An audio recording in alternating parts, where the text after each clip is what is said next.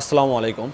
খুব আশা নিয়ে আমরা ছিলাম, তাই না, যে মালয়েশিয়াতে অন্তর্বর্তীকালীন সরকার যাচ্ছে, উপদেষ্টা যাচ্ছে, ডক্টর মোহাম্মদ আনোয়ার ইব্রাহিমের সঙ্গে তার ঘনিষ্ঠ সম্পর্ক এবং বন্ধুত্ব আচরণ, কিন্তু আমরা খুব একটা ভালো কোনো সংবাদ পাবো।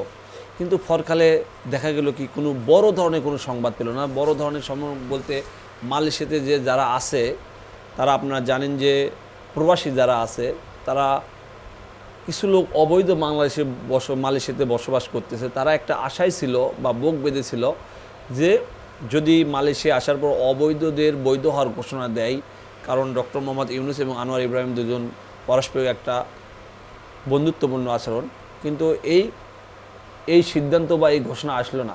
কারণ আমার জানা মতে মালয়েশিয়াতে এই মুহূর্তে অবৈধদের বৈধতা দেওয়াই হলো জরুরি। কলিং খোলার চেয়ে অবৈধদের বৈধতা জরুরি। এই জন্য ওখানে বলতে গেলে হাজার হাজার বাঙালি অবৈধভাবে মানবতার জীবনযাপন করতেছে। কেননা মালয়েশিয়াতে আপনারা জানেন, মালয়েশিয়ার জেলখানা এক ভয়ানক জেলখানা, যেখানে গেলে মানুষের জীবন বিপন্ন এবং মানবিকতার লেশমাত্র মালয়েশিয়ার জেলখানাতে নেই। সে মালয়েশিয়াতে যারা অবৈধ আছেন তাদের একটা আশা ছিল যে হয়তো এই সরকার আসলে বৈধতা একটা ঘোষণা আসবে। কিন্তু ভাই, সব দেশে তো একটা নিয়মকানুন আছে। শুধুমাত্র যে আমাদের বাংলাদেশি ভাইরাই বা বোনেরাই যে ওখানে অবৈধ আছে তা না। বিভিন্ন দেশে, ইন্দোনেশিয়া বলেন, নেপাল বলেন, আপনার পাকিস্তান, ভিয়েতনাম, কম্বোডিয়া, বিভিন্ন দেশের লোক বিভিন্ন সময় অবৈধ হন। তবে বেশি অবৈধ আছেন ইন্দোনেশিয়া এবং বাংলাদেশিরা মালয়েশিয়াতে অবৈধ আছেন।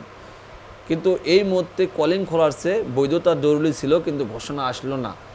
কেন আসবে ভাই? দেখেন, যেহেতু কিছুদিন আগে আপনি বৈধতা দিল, এখন এই সরকার যাওয়ার পরে যেসব চুক্তি হয়েছে তার মধ্যে শ্রমিকদের জন্য বড় কোনো সুখবর এই সফরে ছিল না বা নাই।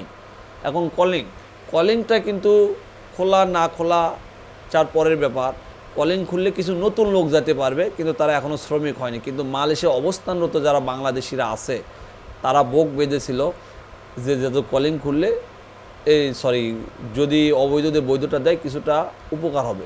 কিন্তু আমার জানা মতে, আমার থিওরিতে জানি, মালয়েশিয়াতে যদি কলিং খোলে এই মুহূর্তে সবচেয়ে বেশি অখুশি হবে মালয়েশিয়াতে অবস্থানরত বাংলাদেশিরা যদি কলিং খোলে।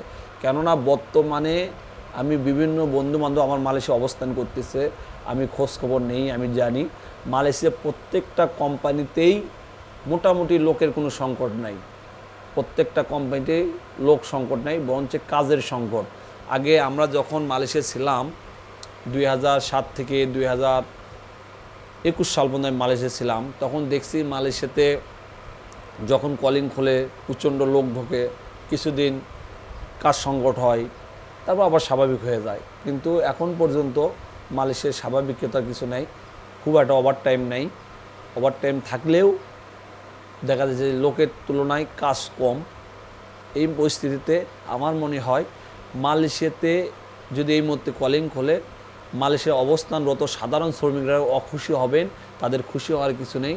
যতই বলেন যে মালয়েশিয়া শ্রমিকরা খুশি কলিং খোলাতে, আসলে এটা বাস্তবতা না। বাস্তবতা এটাই, খুশি হবে তারাই যারা সিন্ডিকেটে জড়িত বা যারা এজেন্সি বা এই আমাদের মতো এই সাধারণ মোফাসলে দালালি করে, তারাই খুশি হবে। কিন্তু আমার মনে হয় না কলিং খুললে সাধারণ শ্রমিকরা খুশি হবে। সাধারণ শ্রমিকরা খুশি হতো কখন? যদি অবৈধদের বৈধতা দেয়, তাহলে সাধারণ শ্রমিকরা খুশি হতো এবং ডক্টর মোহাম্মদের সরকারের জন্য প্রশংসা করত এবং উপকার হতো। কিন্তু আশা করি এগুলো হয়নি। তো যাই হোক, ভবিষ্যতে দেখার অপেক্ষা কি হয়। তো ভালো থাকবেন, সুস্থ থাকবেন, আমার প্রিয় টিভির সঙ্গে থাকবেন। আসসালামু আলাইকুম।